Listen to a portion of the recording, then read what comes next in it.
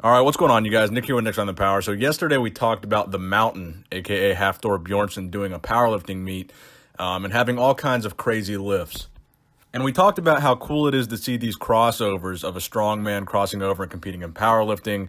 And I mentioned in that video that I thought it would be cool to see Larry Wheels cross over and attempt to do a strongman competition or somehow get into the world's strongest man.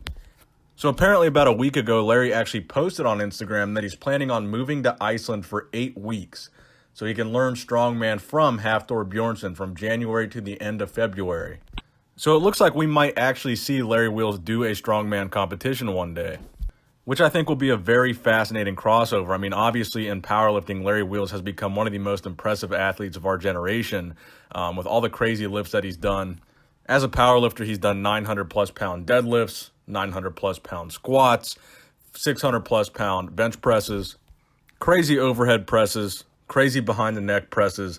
But one of the things that I think is really impressive about Larry Wheels is the fact that he hits these PRs at a very lean or relatively lean body weight. Many of these PRs that he set recently was during his prep for the NPC Nationals bodybuilding show. So traditionally, the argument for strongman has been, to be the best, to be in the world's strongest man, to be one of these top-level strongmen, you got to put on a lot of body weight, a lot of body fat, and just be as big as possible to lift the maximum amount of weight possible. Force equals mass times acceleration.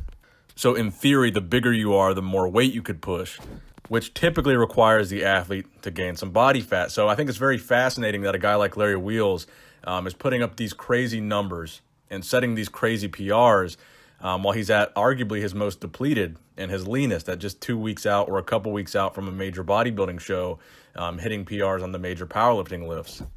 And I think that might be one of the things that makes Larry one of the most versatile athletes of our generation, being able to cross over to bodybuilding while maintaining that strength, not just crossing over to bodybuilding from being a powerlifter, crossing over to bodybuilding while still being a powerlifter at the same time and still frequently hitting PRs is the most impressive part about what Larry was able to accomplish. Now, even though he didn't do that well at NPC Nationals, he obviously didn't get his pro card. He wasn't even in the top 6 in his weight division. He still has built quite the impressive physique from a bodybuilding standpoint, certainly from a powerlifting standpoint. I mean, the traditional idea of what a powerlifter or strongman is, Larry kind of challenges that idea with the physique that he brings while he's doing this. And one of the other things that I think makes Larry a good candidate for a strongman competitor is while he does these crazy PRs and these crazy 1-rep maxes, a lot of the things that they do in strongman are for reps. And Larry has a very good history of doing these crazy stunts for reps. In this video that you're watching right here, he's bench pressing 315 pounds for a total of 44 reps. So in addition to having that crazy strength when it comes to setting a PR on a 1-rep max, Larry also has the ability to have this crazy endurance strength as well to keep going. So I think this is one of the things that could work to his advantage in a strongman competition because he's already putting up numbers that are similar to what these strongman guys, many of the top strongman guys, would put up in a powerlifting meet. But he also has a size advantage, I think. I think being a lighter guy would be an advantage in a strongman competition because, number one, not only in a strongman competition are you judged or performing a maximum amount of reps, but in many cases, you're also performing for speed. How fast can you move a heavy object from one point to another? And if Larry were lighter, I believe he was 268 pounds on stage at his bodybuilding show. And many of those PRs he was setting leading into the show, he was weighing in the 270s. And many of these top strongman guys are pushing 400 pounds, if not well over 400 pounds. So if he bulked up, even if he got, over 300 pounds, he would still probably have 50 to 100 pounds advantage as a standpoint of being lighter. And he would theoretically be way stronger than he is when he's lean. So he could be a lighter guy, more athletic guy that's just as strong as guys that are 100 pounds heavier than him in strongman, which could make him a very dangerous competitor once he learns how to actually do these strongman lifts. Now, I think crossing over from powerlifting to strongman will take a little bit more of a learning curve than crossing over from powerlifting to bodybuilding, because with bodybuilding, there's not really a whole lot to learn. You learn how to do the poses, you train specific muscle groups, then you present that physique on stage. But with strongman, there's a lot of technique involved. There's a lot of obscure lifting, atlas stones and things of that nature that he would have to specifically train for to be successful at. But from a sheer strength standpoint alone, we know that the level of strength is already there where he could be comparable to many of these top level strongmen. And while the size might not necessarily be there, he might not necessarily need it. And he's still a very young guy. Again, in many of these cases, probably 10 years younger than a lot of these top strongmen, and probably 10 years younger than a lot of the top powerlifters as well. And I've been saying this for probably 2 years now. I think Larry Wheels is going to go down as one of the most impressive strength sports athletes in the history of any of these sports, especially from our generation, but in the history in general.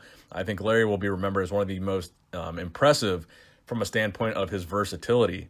Not only is he crazy strong and smashing all these records specifically in powerlifting, but he's doing it while being versatile and competing in these other forms of competitions that, should be taking away from his strength in powerlifting. It should be taking time, focus, energy away from the lifts that he's doing in powerlifting, but he's still performing these PRs, which is the amazing part about it.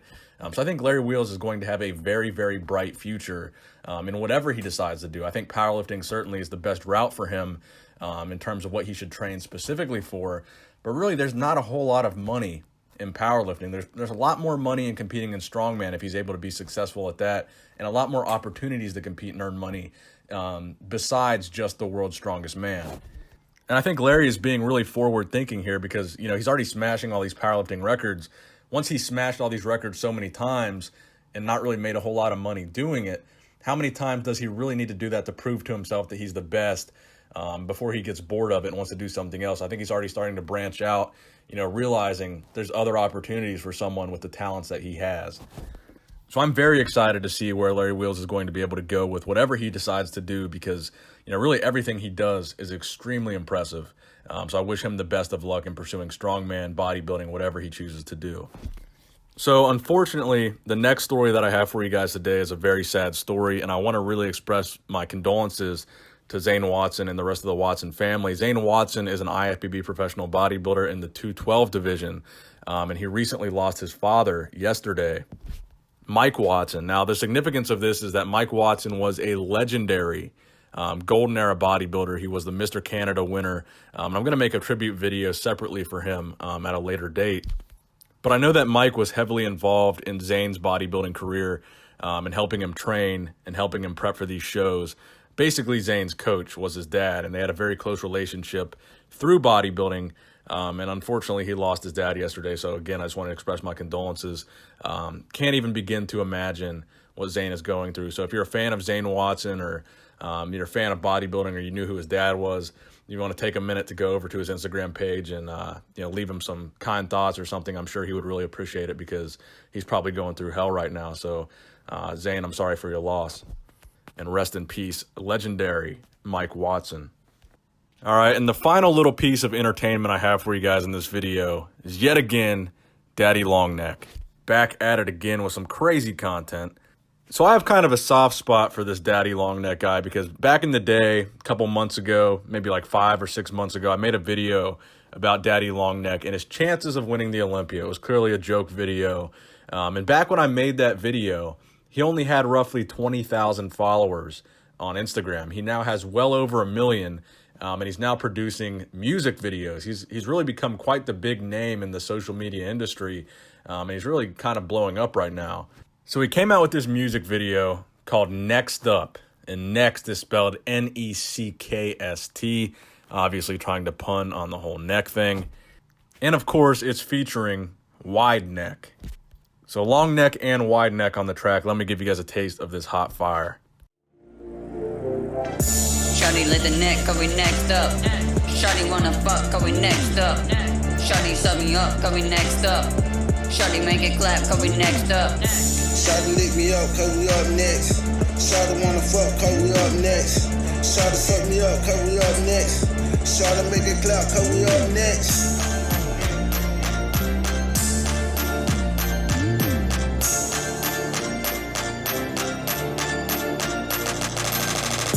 Got a long neck and a long check.